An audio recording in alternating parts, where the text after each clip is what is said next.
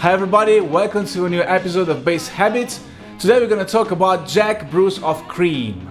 Although Cream were only together for a couple of years, they left a huge mark on rock and roll. All three musicians went on to have big music careers after Cream, and the band was inducted into the Rock and Roll Hall of Fame in 1993. Jack Bruce was one of the first lead bass players in rock music, along with John Paul Jones and John Entwistle. He was also an incredible songwriter, singer, and overall musician. He helped pave the way for that style of bass and for the bassist lead vocalist figure. Like Geddy Lee and Paul McCartney, he played tasteful melodic lines when needed, as well as holding back and letting Clapton do the work when required. Mountain guitarist Leslie West, who played with Bruce later, once said, "He made his bass bark, and everything he did was so melodic." Bruce's style was based on pentatonic and blues scale-based riffs, the use of counter motion and chord inversions, and an overall improvisational approach that allows the bass line to develop throughout the song. At times, Bruce's bass acts as the only foundation of the band, keeping a solid tempo while drummer Ginger Baker goes crazy.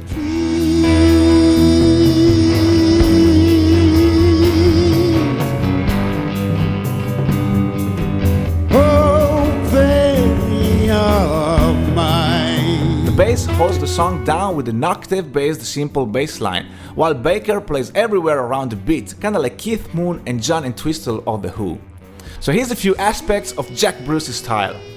For this video I'm using this beautiful bass made by my friends at Agricola Guitars. Check the link in the description. Number 1. Counter motion and chord inversions.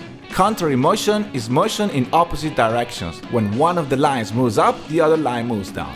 White Room is the best example. The guitar keeps playing a D, C, B, B flat figure. The bass first follows. Then it goes D, F, G, B flat, creating inverted chords or slash chords, in this case C/F and G/B, before locking in with the guitar on the final B flat. The main riff uses a D natural minor scale with an extra Dorian B on the first part, and the D natural minor scale on the second part. The vocal line follows a Dorian scale, so we can say that the song is in the key of B Dorian or A major. The Dorian quality is clearly underlined by Bruce in the final solo, where the bass puts an emphasis on the B.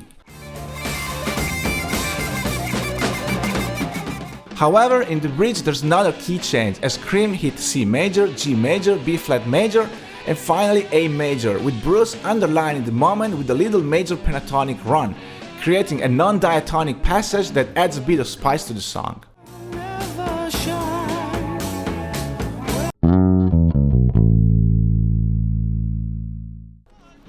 Tales of BREW Ulysses has a similar, well actually is the exact same interaction, with a similar counter emotion and the same chord inversions. Crossroads is another example. It's a blues in A, but the bass hits F sharp under the D chord. Pretty innovative for the time.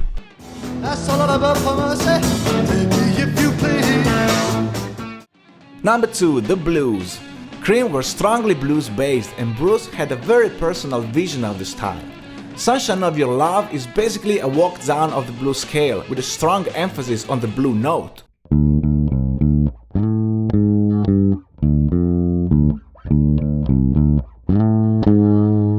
Sitting on Top of the World is also pretty interesting. The first opening feel is G major pentatonic.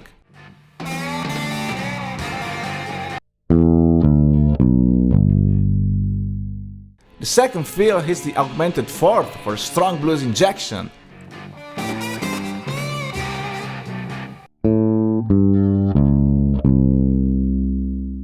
And the same note gets hit again when the bass moves to C, creating a super dissonant flat second interval.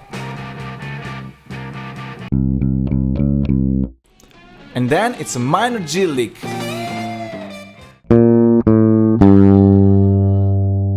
And then again on the flat 7th before going back to root.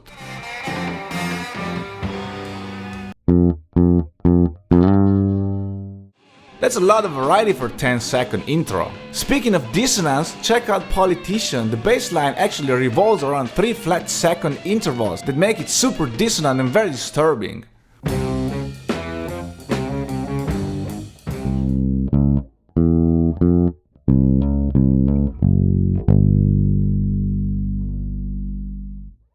On Anyone for Tennis, the bass first underlines the dominant 7 nature of the chords,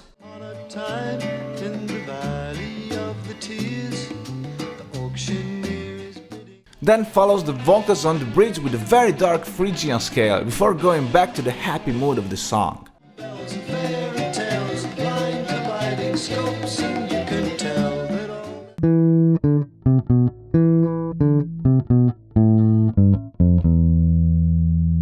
Another cool example is Strange Brew, where the bass plays around major and minor thirds, creating an unstable and very bluesy effect.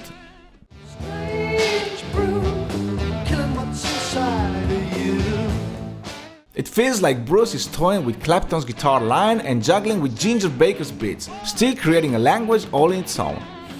Number 3. Pentatonic Box. A handful of Cream songs centered around revamped pentatonic bass lines. They're usually syncopated and composed with a hint of dissonance to add harmonic complexity. The pentatonic bass line of Badge pushes the song, while the guitar plays arpeggios around it, creating a feeling of space.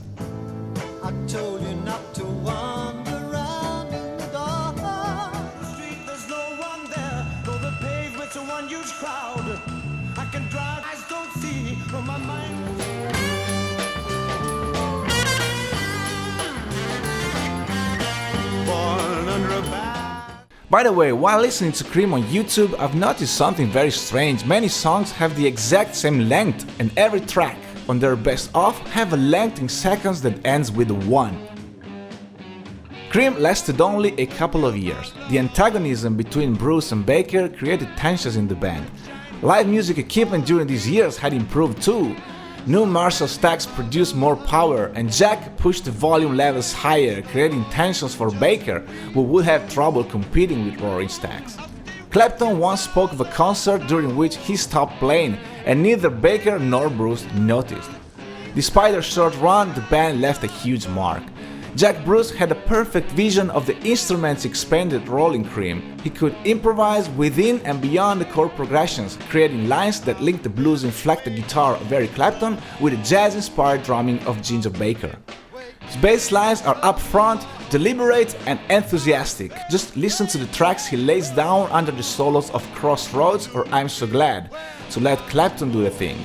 No one was really doing what Jack was doing back then, and his innovative and unique style inspired players like Geddy Lee to pick up a bass and become legends on their own. And that's all I had to say about Jack, Bruce and Cream. Please don't forget to subscribe to the channel, leave us a comment and follow me on Instagram.